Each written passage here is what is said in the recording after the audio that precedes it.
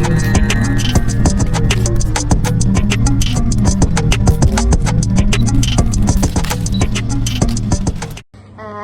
Assalamualaikum. Baiklah, perkenalkan nama saya Sevia Maharani dengan NIM 23111305, ingin menjelaskan materi tentang keterampilan berbicara.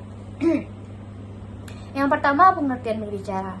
Berbicara menurut KBBI bisa juga diartikan sebagai bercakap, berbahasa, mengutarakan isi pikiran, melisankan sesuatu yang diucapkan. Dapat juga diartikan berbicara merupakan kemampuan mengucapkan bunyi atau kata-kata yang dapat disimpulkan. Berbicara merupakan kegiatan yang berkaitan dengan pengucapan kata-kata yang bertujuan untuk menyampaikan apa yang ingin disampaikan, baik perasaan, ide, atau gagasan. Selanjutnya, tujuan berbicara. Tujuan berbicara yang paling utama itu adalah untuk berkomunikasi. Komunikasi merupakan pengiriman dan penerimaan pesan atau berita antara dua orang atau lebih, sehingga pesan yang dimaksud mudah dipahami. Adapun faktor yang mempengaruhi keterampilan berbicara dapat berasal dari faktor keluarga, di mana seorang tua yang sering melatih anak dalam berbicara. Selanjutnya, faktor sekolah, yang dimana guru dapat memanggil anak ke depan kelas untuk melatih keterampilan berbicaranya. Selanjutnya, rasa percaya diri dari seorang anak, apresiasi dan motivasi, kebiasaan belajar di rumah. Adapun syarat-syarat berbicara, yang pertama itu yakninya ada orang yang menyampaikan pesan atau pengirim pesan. Yang kedua, adanya pesan yang ingin disampaikan. Yang ketiga, adanya penerima pesan. Yang terakhir, sarana dan juga media. Selanjutnya, yakninya ciri-ciri pembicara ideal. Ciri-ciri pembicara ideal ini yang pertama adalah memilih topik yang tepat. Seorang pembicara ideal dapat dilihat dari topik yang dipilihnya tepat dengan situasi dan kondisinya. Yang kemudian, menguasai materi yang ingin dibicarakan. Yang ketiga, memahami latar belakang pendengar. Seorang pembicara yang baik atau ideal memahami latar belakang pendengar, sehingga apa yang disampaikan tidak menyinggung ataupun menyenggol sesuatu.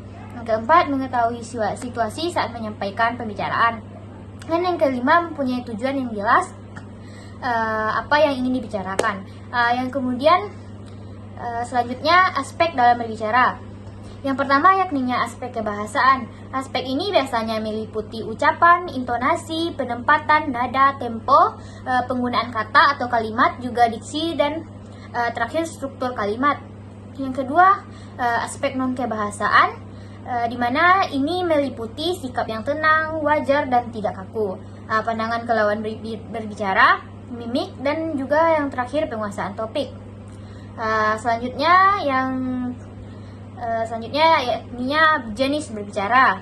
Yang pertama, sebagaimana kita ketahui, berbicara formal. Berbicara formal ini bisa kita lihat saat berpidato, berdiskusi, dan juga berdebat.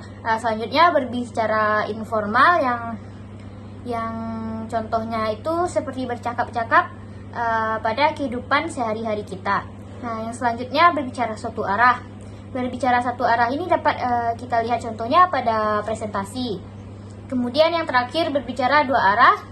Berbicara dua arah ini dapat kita lihat pada saat tanya jawab. Selanjutnya, strategi berbicara dapat kita lihat. Yang pertama yakninya strategi ucap ulang, di mana strategi ini mengulang kembali apa yang telah kita dengar.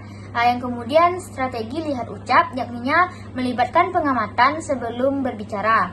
Yang kemudian, yang ketiga, strategi memberikan, yakninya menjelaskan sesuatu secara detail pembicaraan. Yang ketiga, menjawab pertanyaan, di mana menjawab pertanyaan ini strateginya dengan memberikan tanggapan pada pembicaraan. Yang kemudian, melanjutkan cerita, menceritakan kembali, dan lain-lain. Yang terakhir yakninya praktek keterampilan berbicara. Praktek keterampilan berbicara ini dapat kita lihat pada beberapa contoh seperti bermain peran atau role playing, kemudian berdiskusi dalam kelompok, latihan berpidato, dan yang terakhir berinteraksi langsung dengan lawan bicara.